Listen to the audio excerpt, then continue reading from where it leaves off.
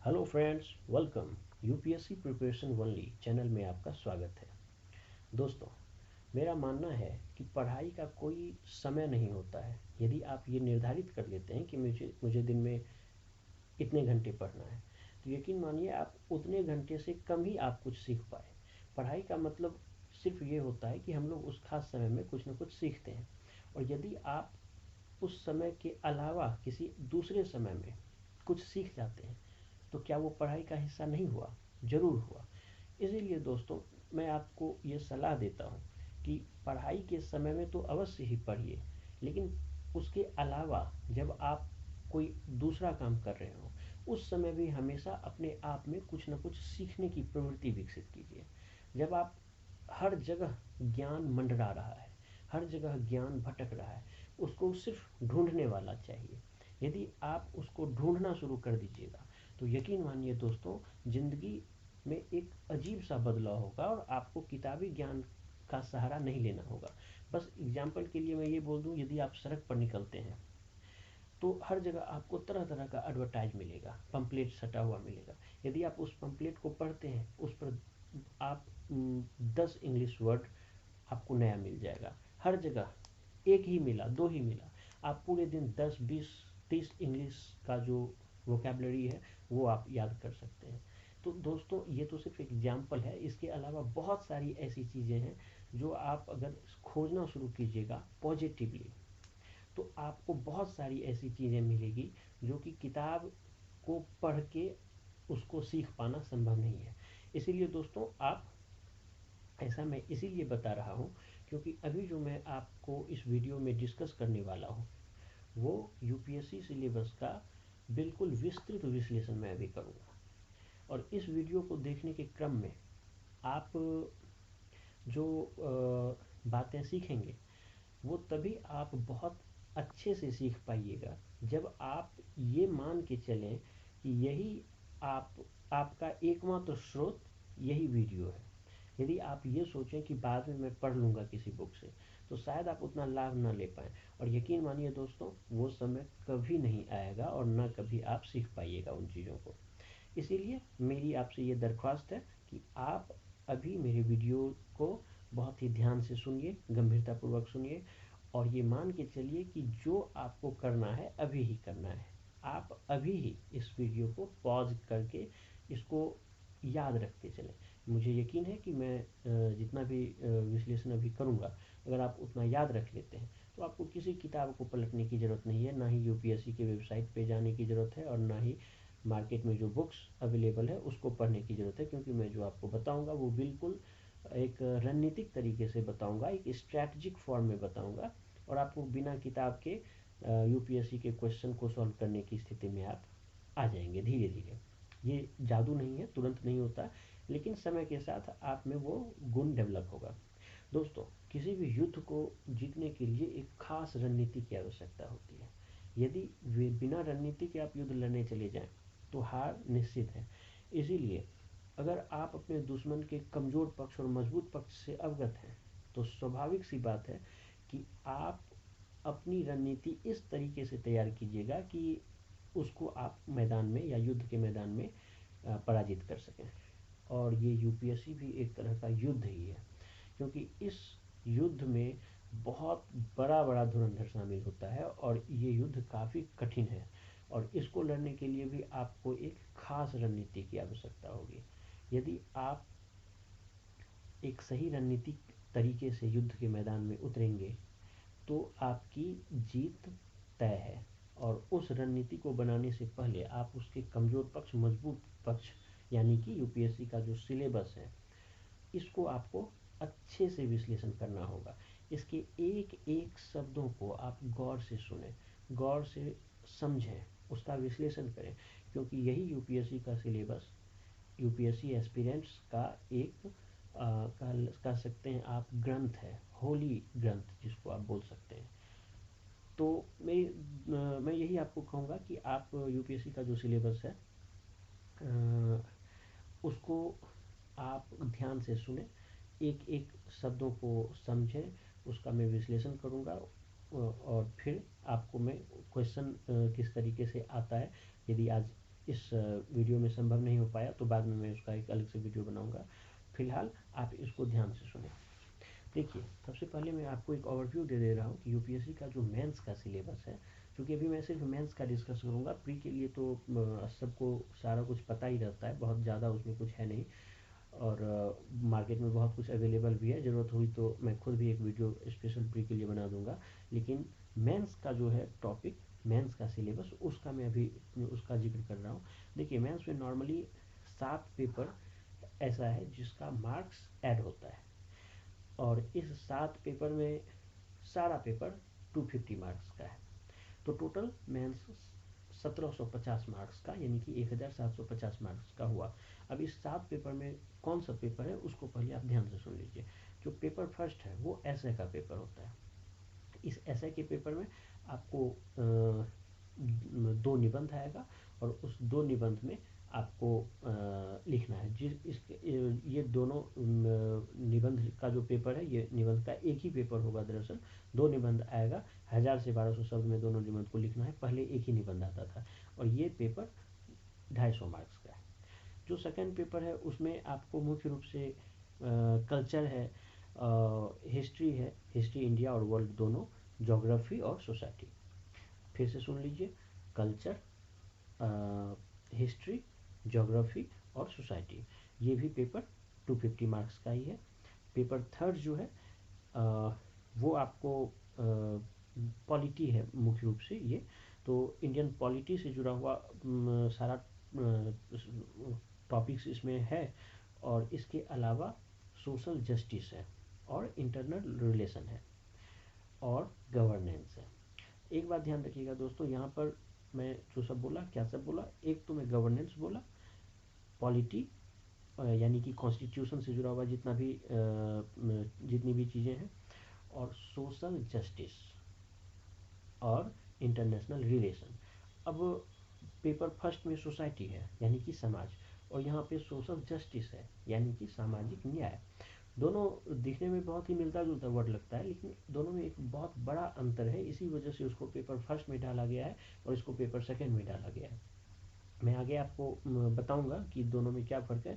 दरअसल फ़िलहाल मैं ये थोड़ा सा ये बता दूं कि वहाँ सिर्फ समाज के विषय में हम लोग पढ़ते हैं कि समाज में क्या समस्याएं हैं, समाज की किस तरह से ताना बाना बुना हुआ है और क्या व्यवस्था है। लेकिन यहाँ पे हम लोग उसका लीगल आस्पेक्ट पढ़ते हैं, यानी कि संविधान के नज़रिए से उसमें क्या अधिकार दिए गए हैं, या संवैधानिक क्या प्रावधान है उस समाज के पहलुओं पर, उसका जिक्र हम लोग पेपर सेकंड में करते हैं। तो जीएस का ये पहला पेपर हो गया, दूसरा पेपर हो गया। अब जीएस का जो तीसरा पेपर है वो मुख्य रूप से जो साइंस टेक्नोलॉजी है उससे जुड़ा हुआ, यानी विज्ञान और प्रौद्योगिकी, और economics, science and technology, biodiversity यानी कि जैव विविधता, एनवायरनमेंट यानी कि पर्यावरण, और इंटरनल सिक्योरिटी को भी यहाँ शामिल किया गया है दोस्तों। ये इंटरनल सिक्योरिटी पेपर थर्ड का ही हिस्सा है, और डिजास्टर मैनेजमेंट यानी कि आपदा प्रबंधन।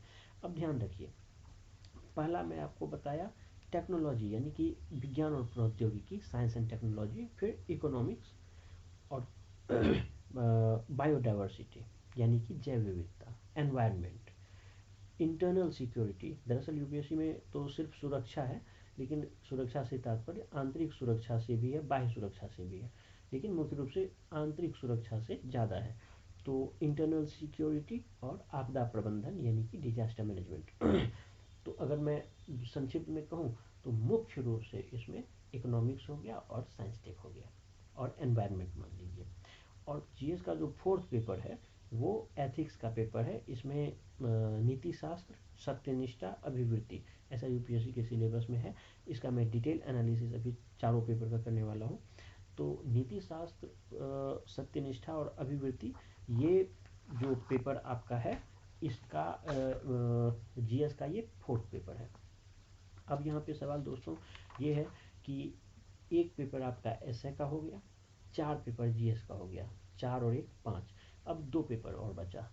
ये 2 पेपर आपको कोई एक ऑप्शनल रखना होगा, उस ऑप्शनल का 2 पेपर होगा। यानी वैकल्पिक विषय आप यदि मान लीजिए हिस्ट्री रखते हैं या ज्योग्राफी रखते हैं या हिंदी साहित्य रखते हैं या फिलॉसफी रखते हैं, तो कोई भी एक सब्जेक्ट आपको चुनना है, उसका 2 पेपर होगा और वो भी 250 मार्क्स का होगा। तो इस तरह से 250 मार्क्स यानी 250 मार्क्स का निबंध हुआ और 1000 मार्क्स का आपको जीएस हुआ और 500 मार्क्स का ऑप्शनल सब्जेक्ट हुआ। तो टोटल इस तरह से आपको 1750 मार्क्स का एग्ज़ाम आपको मेंस में लिख के आना है, यानी मेंस में पूछा जाएगा टोटल। लेकिन इस 7 पेपर के अलावा 2 और पेपर आपको देना होगा, इंग्लिश का और हिंदी का। हिंदी इसीलिए मैं बता रहा हूँ क्योंकि हिंदी भाषी क्षेत्र में जो बच्चे रहते हैं वो दरअसल हिंदी में ही नॉर्मल एग्ज़ाम देते हैं। इसके अलावा आप 8वीं अनुसूची में जितना भी 22 राजभाषा है उसमें से आप कोई भी एक भाषा को चुन सकते हैं। तो आमतौर पर मैं हिंदी बोल रहा हूँ फिलहाल, तो अंग्रेजी का और हिंदी का आपको एक अलग से पेपर होगा 300 मार्क्स का। लेकिन यहाँ पे ध्यान ये रखना है कि इसका मार्क्स आपको मेंस के एग्ज़ाम को देने के बाद कैलकुलेट नहीं किया जाएगा, यानी कि इसका मार्क्स ये सिर्फ आपको क्वालिफाई करना है। इसमें अगर आप मिनिमम जो रिक्वायरमेंट है उतना मार्क्स ले आते हैं तो आपको क्वालिफाई मान लिया जाएगा, फिर इसका मार्क्स ऐड नहीं होगा। तो मुख्य रूप से मैं जो बताया, पेपर फर्स्ट ये निबंध का हो गया, ये अलग बातें हैं। फिर आपको 4 पेपर जीएस का होगा और फिर 2 पेपर वैकल्पिक विषय यानी ऑप्शनल का होगा। तो ये आप एक ओवरव्यू देखें। अब मैं दोस्तों आपको डिटेल में जो यूपीएससी का सिलेबस है उसका मैं आपको डिटेल में एनालिसिस कर रहा हूँ, जो यूपीएससी खुद प्रोवाइड करवाया है। देखिए, जो पेपर फर्स्ट है उसमें साफ तौर पर ये लिखा हुआ है, भारतीय विरासत और संस्कृति, विश्व का इतिहास एवं भूगोल और समाज।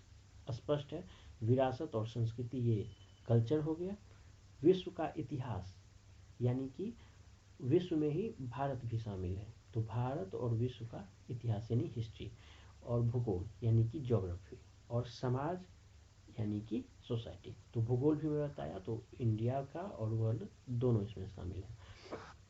तो यूपीएससी के सिलेबस में एक एक बातें काफ़ी स्पष्ट करके लिखी हुई है, एक एक शब्द का कुछ एक एक शब्द का कह लीजिए कि महत्व है, उसके कुछ मायने हैं, तो आपको उस पर ध्यान देना होगा। हालांकि बहुत सारी चीज़ें हैं जो कि नहीं भी है, जिसको हम लोगों को पढ़ना पड़ता है, क्योंकि ये सारी चीज़ें उसी शब्द में समाहित है। तो देखिए, यूपीएससी का जो पेपर फर्स्ट है इसमें टोटल 12 टॉपिक दिया हुआ है। यूपीएससी जो प्रोवाइड करवाया है सिलेबस, उसमें कुल 12 टॉपिक है। तो इस 12 टॉपिक में जो पहला टॉपिक है, फर्स्ट टॉपिक, वो कल्चर से जुड़ा हुआ है। बाद का जो कह लें 3 टॉपिक है वो मॉडर्न हिस्ट्री से है, एक टॉपिक वर्ल्ड हिस्ट्री से है, 4 टॉपिक सोसाइटी से है और 3 टॉपिक ज्योग्राफी से है। तो जो पहला टॉपिक है वो कल्चर से है। इसमें लिखा हुआ है कि भारतीय संस्कृति में प्राचीन काल से आधुनिक काल तक के कला के रूप, साहित्य और वास्तुकला के मुख्य पहलू शामिल होंगे। यानी Indian culture will cover the salient aspects of art forms, literature and architecture from ancient to modern times। तो जैसा कि आप देखें इसमें कि जो मुख्य रूप से कला का जितना भी रूप है, जैसे कि इसमें साहित्य आप स्पष्ट किया, साहित्य यानी कि लिटरेचर, और वास्तुकला यानी कि आपको आर्किटेक्चर, ये सारी चीज़ें इसमें आपको शामिल रहेगी। तो साहित्य, संगीत, वास्तुकला, स्थापत्य कला सहित आपको हर चीज़ों को इसमें पढ़ना पड़ जाएगा। ऐसा नहीं है कि आप सिर्फ एक टॉपिक भर ही आपको पढ़ना होगा, सारा चीज़ पढ़ना होगा, या क्योंकि क्वेश्चन जो है वो हर पहलू से बनता है। देखिए, यहाँ का अगला जो 3 टॉपिक है वो मॉडर्न हिस्ट्री से जुड़ा हुआ है। यहाँ पे है टॉपिक नंबर 2 में 18वीं सदी के लगभग मध्य से लेकर वर्तमान समय तक का आधुनिक भारतीय इतिहास, महत्वपूर्ण घटनाएं, व्यक्तित्व, विषय, यानी modern Indian history from about the middle of the 18th century until the present. Significant events, personalities and issues. तो देखिए यहाँ पे जो भी दिया हुआ है दोस्तों, जो 18वीं सदी के लगभग मध्य से, यानी कि 1750 के आसपास से जो हिस्ट्री स्टार्ट होता है, मॉडर्न हिस्ट्री, वहाँ से लेके लास्ट तक, आज़ादी तक। और अब आज़ादी के बाद आपको स्वतंत्रता के बाद का भी इतिहास आपको जानना ही पड़ेगा, क्योंकि उसके बिना आपका सिलेबस एक तरह से अधूरा रहेगा, तो आपको वो पढ़ना पड़ेगा। तो एक तरह से मॉडर्न हिस्ट्री हो गया, जितनी भी महत्वपूर्ण घटनाएं घटी हैं, जितना भी महत्वपूर्ण व्यक्ति है वो। इसके बाद तीसरा जो टॉपिक है उसमें है स्वतंत्रता संग्राम, इसके विभिन्न चरण और देश के विभिन्न भागों में, या देश के विभिन्न भागों से इसमें अपना योगदान देने वाले महत्वपूर्ण व्यक्ति और उनका योगदान। यानी कि आपको पूरा स्वतंत्रता संग्राम वाला जो the freedom struggle of India है, उसको डिटेल में आपको पढ़ना पड़ेगा कि कौन सा व्यक्ति इसमें भाग लिए, उनका क्या योगदान रहा, कितने चरण में ये स्वतंत्रता संग्राम चला। जो फोर्थ टॉपिक है वो भी मॉडर्न हिस्ट्री से ही जुड़ा हुआ है। इसमें है स्वतंत्रता के पश्चात देश के अंदर एकीकरण और पुनर्गठन। तो इसको आप मॉडर्न हिस्ट्री से ज़्यादा पॉलिटी से संबंधित ये लग रहा है, क्योंकि पॉलिटी में ही आपको पढ़ना होगा कि आज़ादी के बाद किस तरह से जितना भी देसी रियासत था उसका एकीकरण किया गया और राज्यों का पुनर्गठन किया गया। ये फोर्थ टॉपिक हिस्ट्री और पॉलिटी दोनों से मिलता जुलता है। तो पहला टॉपिक आपको कल्चर हुआ और बाकी 3 टॉपिक आपको मॉडर्न हिस्ट्री हुआ। जो इसका फिफ्थ टॉपिक है, इसमें है कि विश्व के इतिहास में 18वीं सदी तथा बाद की घटनाएं, यथा औद्योगिक क्रांति, विश्व युद्ध, राष्ट्रीय सीमाओं का पुनः सीमांकन, उपनिवेशवाद, उपनिवेशवाद की समाप्ति, राजनीतिक दर्शन जैसे कि साम्यवाद, पूंजीवाद, समाजवाद आदि शामिल होंगे, उनके रूप और समाज पर उनका प्रभाव। यानी कि ये पूरा टॉपिक, जो टॉपिक नंबर 5 है, ये वर्ल्ड हिस्ट्री से जुड़ा हुआ है। वर्ल्ड हिस्ट्री जो 18वीं सदी के आसपास की घटनाएं हैं, 18वीं सदी के से और उसके बाद की जितनी भी घटनाएं हैं, उन सब से जुड़ा हुआ आपको घटनाक्रम पढ़ना पड़ेगा वर्ल्ड हिस्ट्री के दौरान। ये पहले नहीं था, बाद में इसको जोड़ा गया है सिलेबस को। तो पहले सिर्फ इंडियन हिस्ट्री था, अब वर्ल्ड हिस्ट्री भी जोड़ दिया गया है, तो इसको पढ़ना ही होगा। देखिए यहाँ पे टॉपिक नंबर 6, 7, 8, 9, ये 4 टॉपिक सोसाइटी से जुड़ा हुआ है। इसमें है कि भारतीय समाज की मुख्य विशेषताएं, भारत की विविधता, महिलाओं की भूमिका और महिला संगठन, जनसंख्या एवं संबद्ध मुद्दे, गरीबी और विकासात्मक विषय, शहरीकरण, उनकी समस्याएं और उनका रक्षोपाय, ये 7वां नंबर। तो 6 नंबर जो भारतीय समाज की मुख्य विशेषताएं हैं वो आपको दिखाना पड़ेगा या जानना पड़ेगा कि क्या है भारतीय समाज की मुख्य विशेषताएं। और भारत में जो विविधता है उसके विषय में। फिर है महिलाओं की जो भूमिका, तो महिलाओं की क्या भूमिका है, उनसे जुड़ा हुआ जितना भी संगठन है, महिला संगठन, उसके विषय में आपको जानना होगा। अगला टॉपिक है जनसंख्या। ये जो जनसंख्या है ये बहुत ही इम्पोर्टेंट टॉपिक है यूपीएससी के दृष्टिकोण से। और जनसंख्या और संबद्ध मुद्दे के बाद गरीबी, ये गरीबी जो आप यहाँ देख रहे हैं, गरीबी और विकासात्मक विषय, ये भी एक महत्वपूर्ण विषय है। और शहरीकरण, उनकी समस्याएं, उनके रक्षोपाय। तो यहाँ पे 3 चीज़ आप देखें कि जनसंख्या से जुड़ा हुआ मुद्दा, गरीबी से जुड़ा हुआ मुद्दा और शहरीकरण से जुड़ा हुआ मुद्दा। ये 3 टॉपिक जो है इसका सोसाइटी का बहुत ही मजबूत पहलू है, या कह सकते हैं महत्वपूर्ण पहलू। इसके बाद भारतीय समाज पर भूमंडलीकरण का प्रभाव, यानी ग्लोबलाइजेशन जो हुआ है उसका क्या प्रभाव हम लोगों के समाज पर पड़ा है, इससे संबंधित टॉपिक है। और सामाजिक सशक्तिकरण, संप्रदायवाद, क्षेत्रवाद और धर्मनिरपेक्षता, ये भी महत्वपूर्ण पहलू है सोसाइटी का। तो समाज में किस तरह से सशक्तिकरण किया गया, चाहे वो महिलाओं का सशक्तिकरण हो, अनुसूचित जातियों का सशक्तिकरण हो, या जो भी कमज़ोर वर्ग है उसके सशक्तिकरण का टॉपिक। संप्रदायवाद, यानी कि जो संप्रदाय कई तरह का भारत में है, उससे जुड़ा हुआ मुद्दा। और क्षेत्रवाद और धर्मनिरपेक्षता, ये टॉपिक सारा आपको सोसाइटी में। और बाद का जो 3 टॉपिक है वो ज्योग्राफी से कनेक्टेड है, जैसे कि विश्व के भौतिक भूगोल की मुख्य विशेषताएं। अब यहाँ पे हर चीज़ समाहित है, विश्व का जो जितना भी भौतिक भूगोल है इसमें सारा टॉपिक आपको एक तरह से समाहित है, जो स्पष्ट नहीं भी है वो भी इसमें एक तरह से इंक्लूड है। अगला 11वां नंबर का टॉपिक है दोस्तों, विश्व भर के मुख्य प्राकृतिक संसाधनों का वितरण, यानी कि जो भी प्राकृतिक संसाधन है विश्व में उसका वितरण दक्षिण एशिया और भारतीय उपमहाद्वीप को शामिल करते हुए। क्योंकि यहाँ पे विश्व शब्द का यूज किया है तो आपको स्पष्ट कर दिया कि भारत भी उसमें शामिल है। और है विश्व भारत सहित, यानी इसके विभिन्न भागों में प्राथमिक, द्वितीयक और तृतीयक क्षेत्र के उद्योगों को स्थापित करने के लिए जिम्मेदार कारक। तो विश्व और भारत दोनों में अलग अलग तरह का कंडीशन है, जिसकी वजह से प्राथमिक, द्वितीयक और तृतीयक उद्योग विकसित हुआ। तो वो क्यों विकसित हुआ, उसके लिए क्या जिम्मेदार कारक है, ये सारी चीज़ें आपको यहाँ पे 11वां टॉपिक में दिया हुआ। 12वां टॉपिक बहुत महत्वपूर्ण है, इसमें है भूकंप, सुनामी, ज्वालामुखीय हलचल, चक्रवात आदि जैसी महत्वपूर्ण भूभौतिकीय घटनाएं। भौगोलिक विशेषताएं और उनके स्थान, अति महत्वपूर्ण भौगोलिक विशेषताओं, जल स्रोत और हिमावरण सहित, और वनस्पति एवं प्राणी जगत में परिवर्तन और इस प्रकार के परिवर्तनों का प्रभाव। देखिए यहाँ दोस्तों, जो भूकंप है तो सिर्फ आपको भूकंप को हल्के में नहीं लेना है, बल्कि यहाँ तो सिर्फ एक भूकंप टॉपिक है। इससे संबंधित जितना भी पहलू है हर एक को आपको पढ़ना पड़ेगा डिटेल में, क्योंकि भूकंप और यहाँ पे जितना भी टॉपिक है भूकंप, सुनामी, ज्वालामुखी हलचल, ये सब कहीं ना कहीं प्लेट टेक्टोनिक थ्योरी के माध्यम से आपको कवर करना होगा, क्योंकि वही आधुनिक विचारधारा है।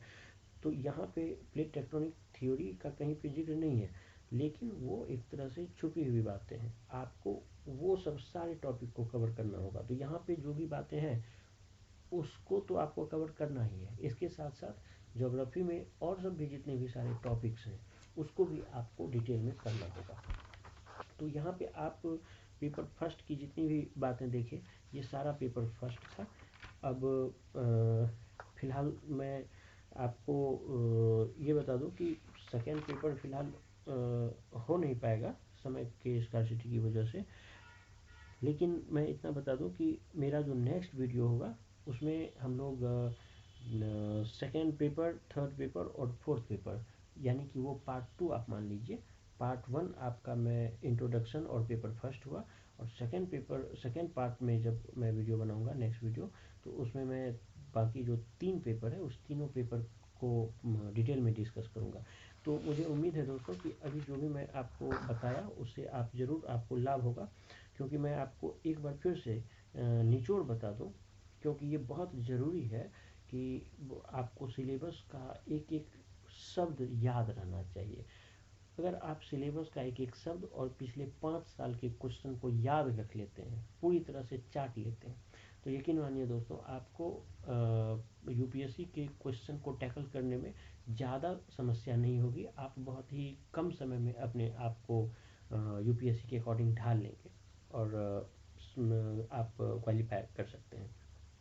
तो निचोड़ में यही बता दूं कि यूपीएससी का मैं पेपर फर्स्ट डिस्कस किया, इसमें कल्चर है, फिर मॉडर्न हिस्ट्री है, वर्ल्ड हिस्ट्री है, सोसाइटी है और ज्योग्राफी है, यानी हिस्ट्री, ज्योग्राफी, सोसाइटी और आप कह सकते हैं कल्चर। तो मैं उल्टा पुल्टा इसीलिए भी बोल दे रहा हूँ ताकि आपके दिमाग में एक शब्द के रूप में ये सेट हो जाए। मैं यहाँ पे एक और बातें जिक्र करना चाहूँगा कि जो मॉडर्न हिस्ट्री है ये मेंस में है, लेकिन मेंस के सिलेबस में एंशियंट और मिडाइवल का टॉपिक नहीं है। इस बात को नोटिस कर लें आप, मेंस के सिलेबस में एंशियंट और मिडाइवल नहीं है। आपको लिखने वाला जो भी क्वेश्चन मेंस में पूछेगा उसमें एंशियंट और मिडाइवल का एक भी क्वेश्चन नहीं रहेगा, लेकिन प्रीलिम्स का जब एग्जाम होगा तो उसमें आपको तीनों पोर्शन से क्वेश्चन रहेगा। प्रीलिम्स में एंशियंट, मिडाइवल और मॉडर्न तीनों से क्वेश्चन पूछा जाएगा, लेकिन मेंस में सिर्फ मॉडर्न पूछा जाएगा। और बात रही वर्ल्ड हिस्ट्री की, तो वर्ल्ड हिस्ट्री प्रीलिम्स में नहीं है, यानी कि प्रीलिम्स में आपको वर्ल्ड हिस्ट्री से एक भी क्वेश्चन नहीं पूछेगा, वो सिर्फ और सिर्फ मेंस में आपको पूछा जाएगा। यानी मेंस में वर्ल्ड हिस्ट्री भी है और मॉडर्न हिस्ट्री भी है, एंशियंट मिडावल नहीं है। जबकि प्रीलिम्स में आपको एंशियंट मिडावल मॉडर्न तो है लेकिन वर्ल्ड नहीं है। तो मैं उम्मीद करता हूँ दोस्तों कि मेरे इस छोटे से प्रयास से आपको ज़रूर सफलता मिलेगी, और यदि आपको थोड़ा सा भी लाभ हुआ हो तो निश्चित रूप से मुझे कमेंट करें, मैं कोशिश करूँगा कि उसका रिप्लाई करूँ आपको। और मैं अगले वीडियो में जो भी सेकंड पार्ट है, पेपर सेकंड, पेपर थर्ड और पेपर फोर्थ, उसको मैं आपको उसके सिलेबस से संबंधित जितनी भी बातें हैं उसका मैं विश्लेषण करूँगा। इसलिए दोस्तों मैं आपको जाते जाते ये याद दिलाना चाहूँगा कि अगर आप मेरे हर वीडियो से अपडेट रहना चाहते हैं तो मेरे चैनल को आप ज़रूर सब्सक्राइब करें, लाइक करें और मुझे कमेंट करें, ताकि मैं अपने आप को और भी बेहतर बना सकूं, आप लोगों की आप लोगों के लिए और उपयोगी बना सकूं अपने चैनल को और अपने वीडियोज़ को। तो निश्चित रूप से कमेंट करके आप सुझाव दें, आपके सुझाव का मुझे इंतज़ार रहेगा। धन्यवाद।